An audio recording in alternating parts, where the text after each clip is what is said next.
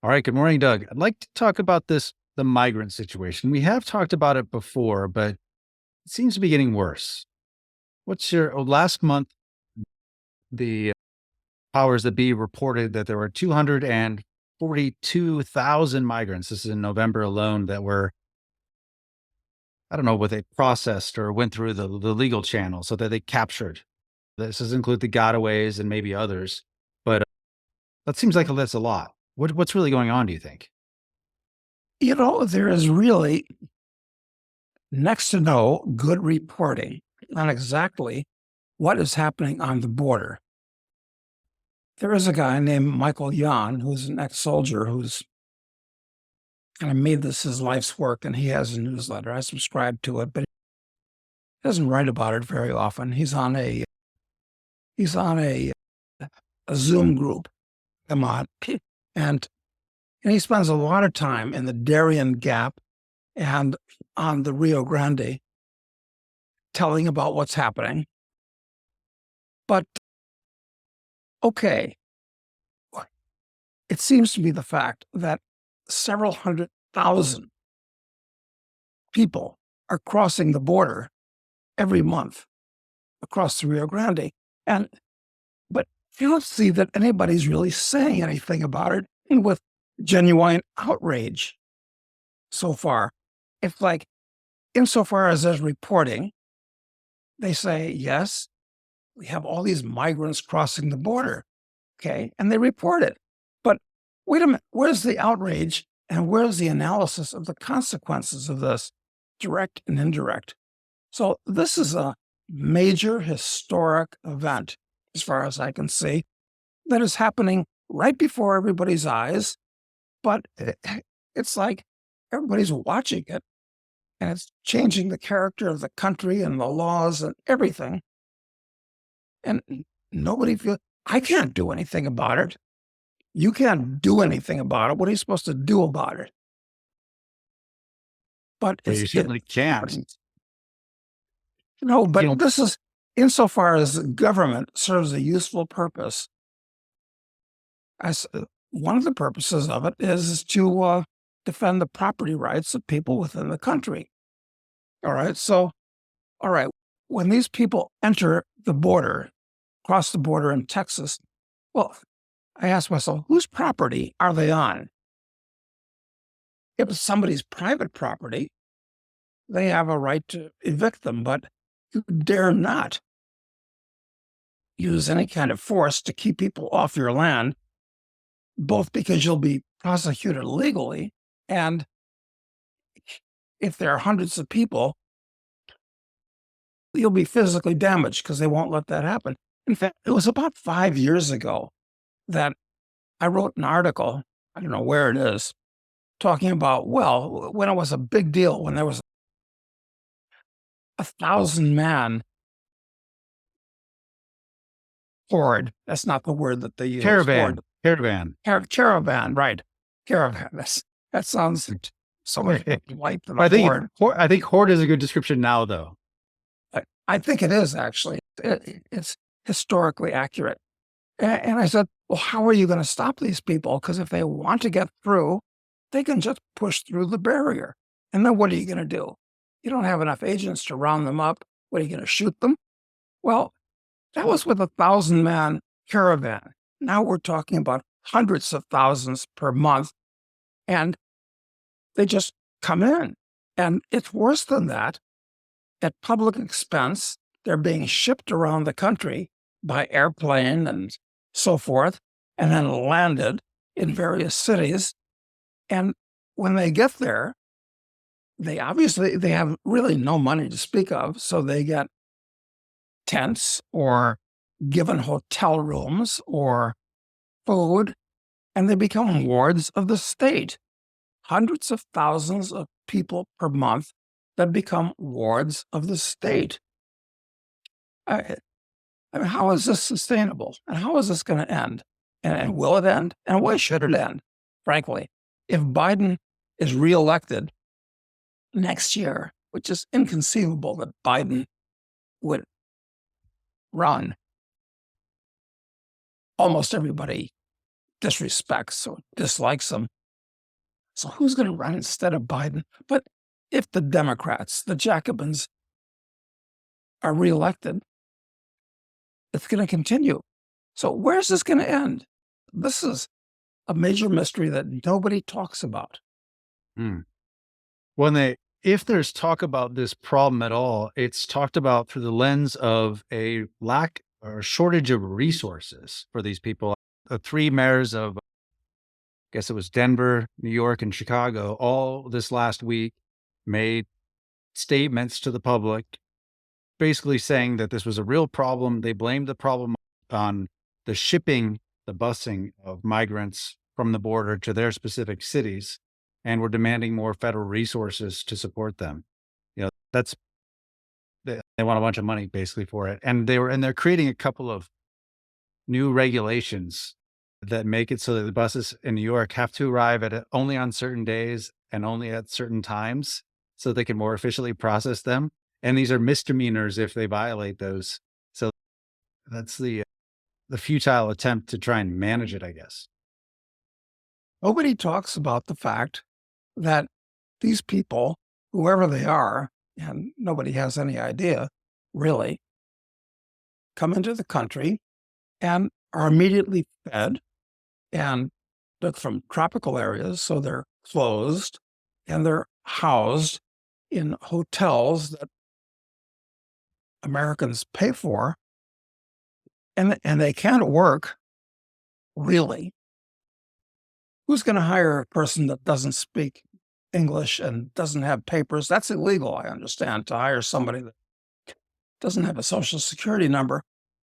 So how does this end? Because there are gonna be hundreds of thousands more of them. And it was interesting in one article that I read that the people that are renting flea bag hotels prefer to have these migrants live in their hotels to the crumb bums that live in the hotels now, because at least the migrants, at least at the moment, don't have bad drug and alcohol habits. Right. So Well, I think that was an article on on Denver in particular, because the good thing is when you look at the whole country and you think of 250,000 people a month, it's hard to really wrap your mind around the effect it has in a place. And we see a lot about New York, but because I'm from Denver or lived there for a long time, I read local Denver news, and they said that in Denver alone, in the last 12 months, they've received officially 30,000 Venezuelan migrants, which they've had to absorb into the cost structure. And they say they're basically at the limit where of renting hotel rooms on their behalf or providing other shelters for them on their behalf. And so they have this encampment of them that they're moving out of the streets later this next week, I guess. And but they've arranged housing for all of those people where they're paying the first month's rent and security deposit and all of these things in hopes that then they'll figure it out after that. But I think these renters will never leave once they're housed. well, they're not going back where they came from. They really aren't. And since they hang out with each other, which is natural enough, they're not going to learn to speak English very rapidly or very well. So, what happens in third world countries, and it's happened all over the world in third world countries as the technology has changed, is that farmers come into the cities for all kinds of reasons. This has been happening all over the world for decades, many decades now. All right, so if you're a Turk, an impoverished Turk from the hinterlands, and you come into Istanbul, okay, what do? You lay on the street and maybe you find some place that's public land, and this is what happens actually. You find a few bricks and, some tar paper, and you build yourself a little shack, and there are hundreds of other people doing exactly the same thing, and they build cities. This happens in Buenos Aires, right out very close to the Recoleta, where migrants from Paraguay and Bolivia, mostly, in a place called Villa 31, It started out with just tar paper and cardboard shacks. And gradually, since they live there, basically in those shacks, they build the shacks better and get some bricks and get some pipes and, tap into the. a- And now they're building like 3-story informal buildings in Villa Mm. 31. And it's actually a city with all these illegal migrants in Buenos Aires, right next to the Recoleta. It's amazing. So this is going to happen in the US. The same kind of people, urban environment. Yeah. In fact, it'll be better for them in the US because the Argentine government doesn't really give them anything to speak of because they're bankrupt. So that these people will be living pretty high off the hog for migrants. This is not going to end. They just, you know, hundreds of thousands of people walking across the border, and then they're sent around the country. And this is actually eventually going to destroy the actual fabric of the US. One thing that in this one article that you sent me that I read, I thought it was just a couple dozen migrants that were living under a bridge in Carbondale. If you live in Aspen, the next village down the road is Basalt, and the village after Basalt is Carbondale. A lot of Aspenites like to go to the restaurants in Carbondale because they're not as crowded, they're cheaper, they're nice. It was a nice little town. But then you said that there's actually 150 migrants living under this bridge. I'm not sure which bridge it is in Carbondale. Well, what's that going to do to Carbondale? It's just a little town. Yeah, they've only got 7,000 people. It increased the homeless population apparently by 500%. And, they're working very hard to like find places for these people to live to get them out of the winter weather or whatever. But, the local politicians endorse it. They're talking, there's just the problem is not enough resources, they say, and that these people will make up the future fabric of what it means to be a Coloradan, I think is what one of the local state reps said. Yeah, this is completely insane that people actually feel an obligation to house and feed and clothe these people and move them around. The answer to the question is, first of all, they're on other people's property that they don't have a right to be on that property. If we had properly enforced property rights in the US, if it was my property, I'd tell them, hey, you don't have to go home, but you can't stay here. And if all property is privately owned, you can't stay there unless you can arrange something with the owner of the property. But hundreds of thousands of people can't do that. They don't belong here, and they shouldn't be maintained and kept as wards of the state. What's drawing them is the free welfare in this country, frankly. Well, that and they're being given one of the associates with Michael Yon, these guys who write under muckrakers, I think it is, showed a series of maps that are handed out by various agencies, including, I think, Doctors Without Borders, the United Nations International Organization on Migration, and another NGO called Amigos del Tren, Friends of the Train, and then the Red Cross also, that just tell people exactly where to go, where the way stations are along the way, the rest centers, et cetera, so that it makes this whole journey, which I'm sure is arduous, but to make it predictable, at least in the steps and the waypoints along the way. And so it's engineered, it seems. This isn't, at least maybe at first it's engineered, and ultimately it's going to become just people are going to hear and they're going to come in numbers that make these look tiny, I think. It's going to happen, and it will turn into chaos. And I'm not a great believer in laws, of which we have way, way too many, like 100x too many. But the fact is that the US has always had these traditional laws about immigration. And typically, what you have to do is hire an immigration attorney and go through the drill and interviews and get approved. And it's expensive and it's slow, but that's the way it works.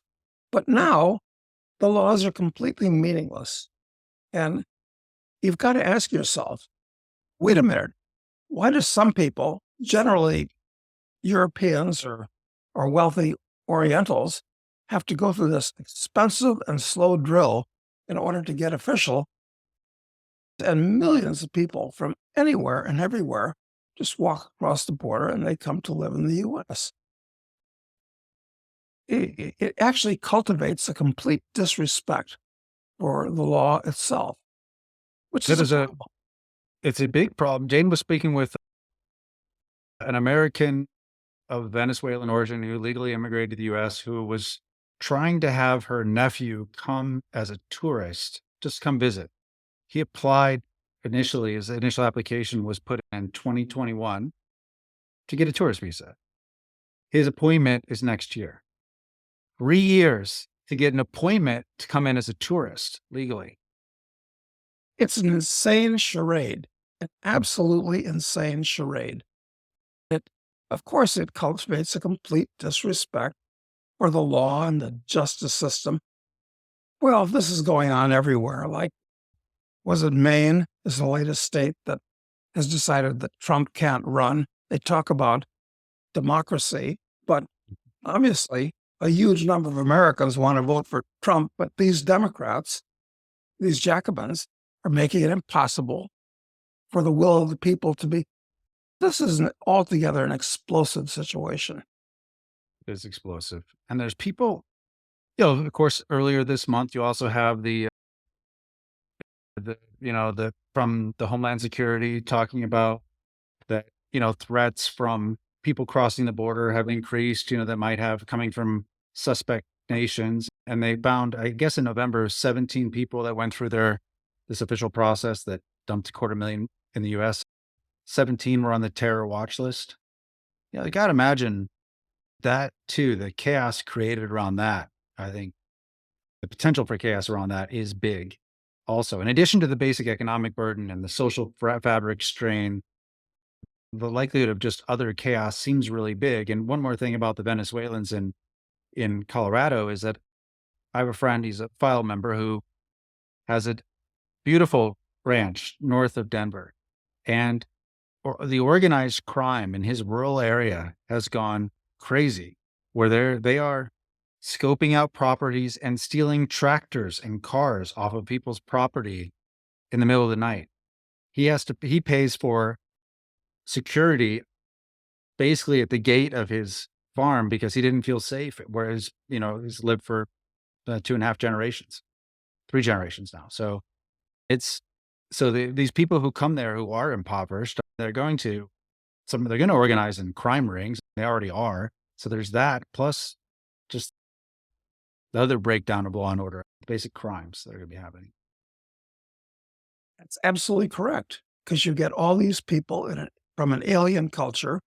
They're strangers in a strange land, and they will organize among themselves because they realize that these Americans are weak and soft and unorganized. And yeah, so all this stuff is there. Let's take it. That's really the way it works. And the fact is that the character of Americans has mutated very much from the founding of the country. They were strong, forthright, moral, but now they're just soft, soy-eating cubicle dwellers. So, of course, these migrants will organize and take over. It's very much like what happened in the collapse of Rome, when hordes of people crossed the border and took over somebody's farm. Can't stop them. The army's not there to stop them. Take over the next farm and, move into the town and basically just evict the previous residents that couldn't or wouldn't stop them. Turns into a law of the jungle situation, doesn't it? Yeah, well, for a while, until the the new residents organize themselves and set up a new culture, maintaining things that they like from the old culture, of course. But yeah, it'll change totally. And you got to recognize that things change over time. Everything changes over time. But I'm going to miss America because it actually was a unique place. And I think it was the best political idea that people have ever had. But it's gone or is going. And it's really just a pity. A lot of it is gone. You said you mentioned Stranger in a Strange Land, and just because this happens to be on my desk right now, I'm finally reading it. I had to point it out to you. But yeah, it's by the way, it is I can't believe I waited so long to read that book, by the way. No, it's unrelated, but it's so good. I'm only halfway through it, but it's actually Oh, really yeah. it's It's outstanding. it's really excellent. I'm a big fan of early Robert Heinlein, and Stranger in a Strange Land is one, and The Moon is a Harsh Mistress is the other really great book that he wrote. And I think there's a third that I like, but I can't remember. He's written lots and lots of books, and some of them are pulpy, quite frankly, but those two are great. Yeah, it's amazing. I think the Jubal character, I imagine you'd like that guy quite a bit. You know, absolutely. But you know, what what is an American going to do when these elected officials in these various towns are welcoming in these migrants? There's no place to put them. After you rent all the local Motel 6s, put them up there and feed them there and so forth. Now they're just hanging around and more of them come in and they stay in tents. This is going to create social chaos.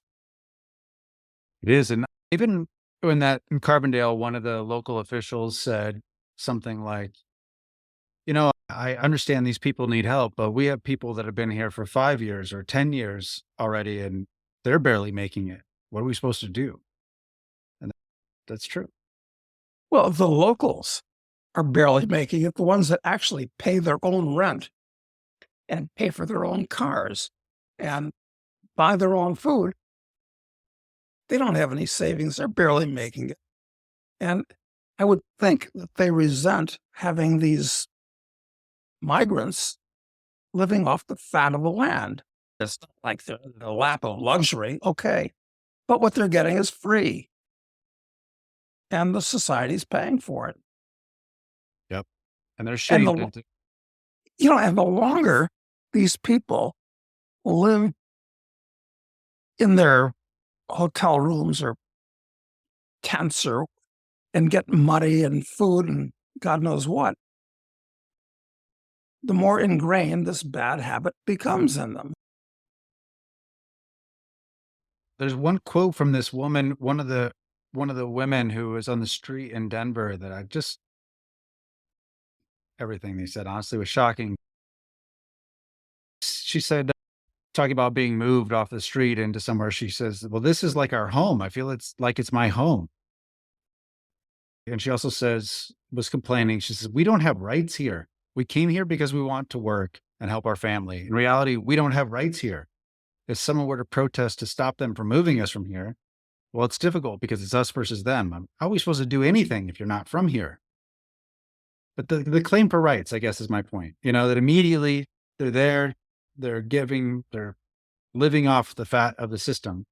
And immediately it's about rights. And I think there's just a different perception of what rights actually are, Yeah. between Americans and others. Yeah. And actually, what rights do people have? The only right that you really have is not to be beat up. You don't have a right to food. You don't have a right to shelter. You don't have a right to any of that stuff. That's other people's stuff.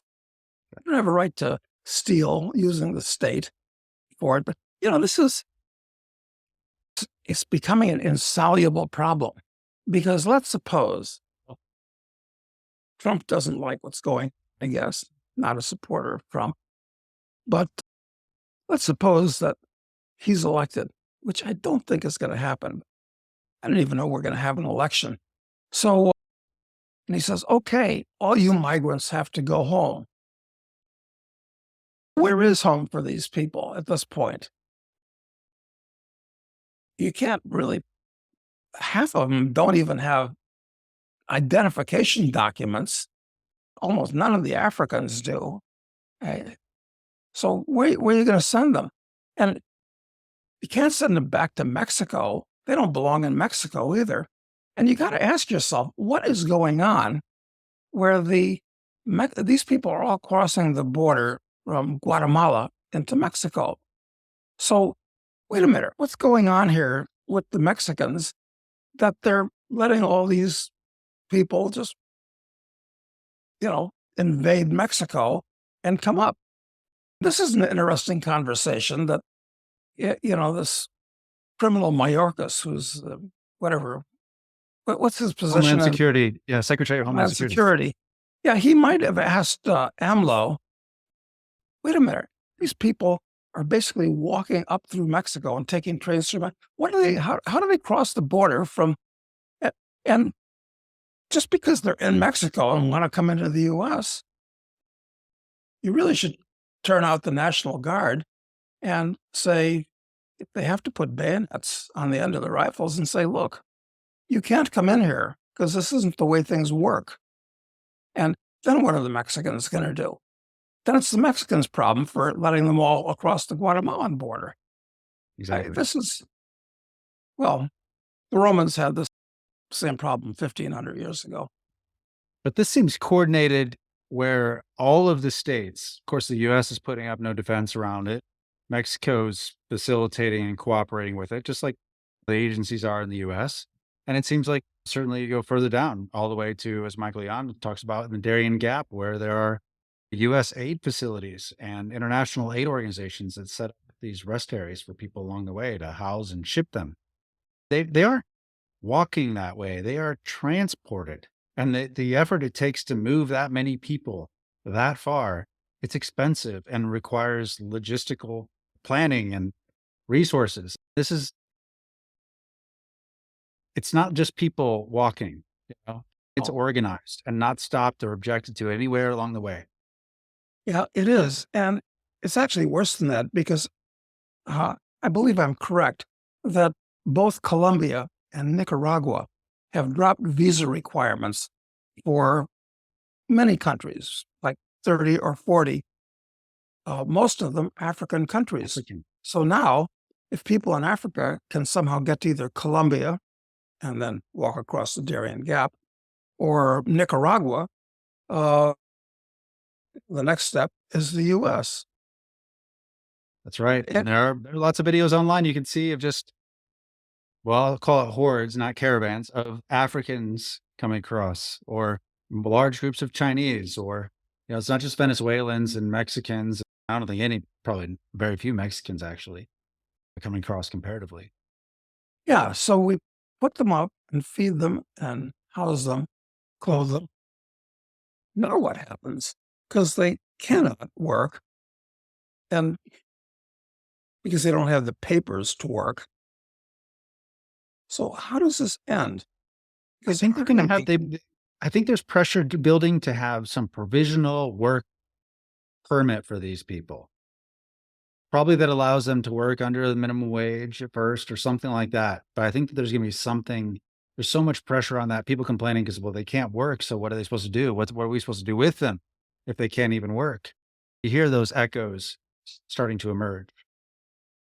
yeah, and of course I ask myself, how do the 85,000 new IRS agents that they've gone out of their way to, I don't know how successful they've been in hiring these 85,000 new IRS agents. I'm sure they're well on their way in hiring them and training, but they'll be enlisted somehow in this thing because these new workers have got to pay taxes of some type.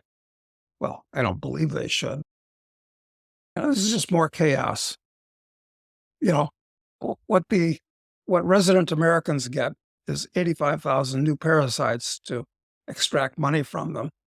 To, this is actually we're watching the dissolution of America right before our very eyes. And Mhm. this is what Yuri Bersikov, that Russian ex KGB guy that does some YouTubes, he was so correct. If you're going to destroy a country, first you have to demoralize it. And I think the US is very much demoralized at this point. Yeah, I'm demoralized with what's going on. I see what's going on and I see this is actually hopeless. You're trying to turn back a tidal wave. It's very hard to do. And but we've gone on beyond the point where Americans have become, it's hopeless. I don't have any money. I can't pay my bills. It looks like the country's going to hell in every way. Nothing works really anymore. Okay, now we're in the destabilization part.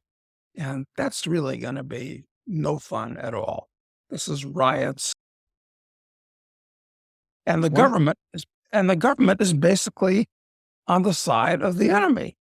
All the government from local right on up to the national government. So the average American is just screwed. I'm sorry, I don't see a way around Yeah. it. And, and all these NGOs that are making this happen, and rich Americans, when they die, well, I don't want to pay taxes on my estate tax. I'll leave it to somebody nice, like the Sierra Club or the Red Cross or Doctors Without Borders, or, these all sound like really nice organizations, but they're all run by ultra leftists and communists. Or, well, they were giving it to Harvard and Yale and Princeton and MIT and Penn. Maybe that stopped a little bit. But rich Americans are basically helping buy the rope that's going to be used to hang their kids. Actually, I have no sympathy for any of these idiots at this point, including the average American that's allowed this to happen. Well, am I allowed it to happen? Well, yeah, I guess so. I haven't gone out in the street with a torch and a pitchfork to stop it. But would that have stopped it? No. So Yeah, it's a wave of history. And you can't turn back a wave of history. Sometimes it seems very unfortunate. it does seem unfortunate, and it does seem like it's organized, and definitely the state is, you could argue, always has been the enemy, but now it's never been more clear, I think, Yeah. Yeah. that they're doing so. All right. Well, I guess we'll leave it there on this happy note. No, we'll see. What do you actually, let me ask you, do you have a prediction for how big the numbers might get in 2024 of migration? We basically see 250,000 as the peak so far in a single month. How big do you imagine that might get in the future? I don't think the third world is going to run out of people. Mm. Yeah. And word spreads. One girl tells another. And of course, a lot of the stories that are filtering back to people in, these bedraggled third world countries, well, it's not as cushy as we might have hoped, but better than things are at home. It's tough to make and when will enough Americans get pissed off enough that it'll be stopped a little bit? I think it's going to get worse before it gets better. I think it's going to a lot worse before it gets better. One last thing before, one of Michael Yon's arguments is that there's an effort to collapse the agricultural systems in the world in order to create more pressure to drive more of this migration. Because as the food prices go up, because you can't produce fertilizers in Germany effectively anymore because they don't have the natural gas from Russia, and all these other regulations and control on the food supply that seem to be there. That causes more pressure and it's going to force this. It's going to drive this way higher as an engineered agricultural thing. What do you think about that? Do you think that's possible? Yeah, I think it makes a lot of sense. It's They say the Nations figures are that by the end of this century, about something over 40% of all the people on the planet will be from Africa south of the Sahara. Is that possible? Well, I don't think so, because Africa south of the Sahara is still a net drain. They don't really produce anything industrially, agriculturally. It's all basically very primitive still. Population could collapse there, and partially for the reasons that Jan says. If the West stops sending technology and food to Africa, it'll go back to the bush, and a lot of people will die. But in the meantime, smart Africans will try to get the hell out, mostly to Europe, but also to the US. So this is going to be so interesting to watch. It's like having an ant colony and watching an experiment. If you shake up the ant colony and then see what kind of chaos comes, or maybe put some red ants in with the black ants and shake it up and see if they fight, and then maybe throw a few other. This is actually what's going on in the world at large. And meanwhile, the problems with Israel and Palestinians, or I should say the Muslim world in general, are not going away. They're getting aggravated. And now, this actually, I'm so happy to be here in Uruguay at the moment, but frankly, there is a bright spot, and the bright spot is Argentina. Milei is actually doing as much as he possibly can what he said he would do, firing employees, getting rid of laws, the whole drill. Yep.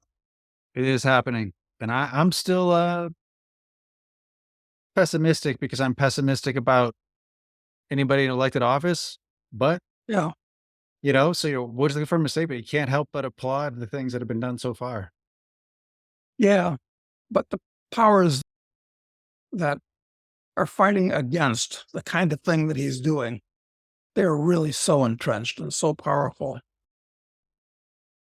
And he can't do what Pinochet did in Chile to turn things around.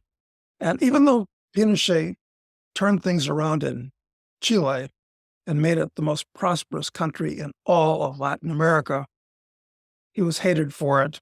And then, of course, the communists took control again, and Chile is once again going They downhill. did, So, but they did vote down that really communist constitution last year, and then they had a new one that was up for vote. And I actually didn't see any results on that, whether or not that was accepted. no, I guess they're basically, the way I understand what's happening in Chile is that the old constitution, which was pretty good because it allowed all this growth and prosperity in Chile, it still exists. But just as with the US Constitution, it's been modified and reinterpreted so that, yeah, the inevitables happen. All right. Okay. Well, we'll And leave it there for today, Doug. yeah, hate to be so gloomy, but yeah, there's cause for being pretty gloomy. But Yeah. it's a free comedy hour is what it is. It really is. If you can manage to insulate yourself from the direct consequences of it as much as possible, you can take a step back and laugh because it is absurd. Yeah, that's All right. right. Okay, Doug, we'll be back in 2024. So we'll see you then. Unbelievable. Thanks, Matt. Thanks.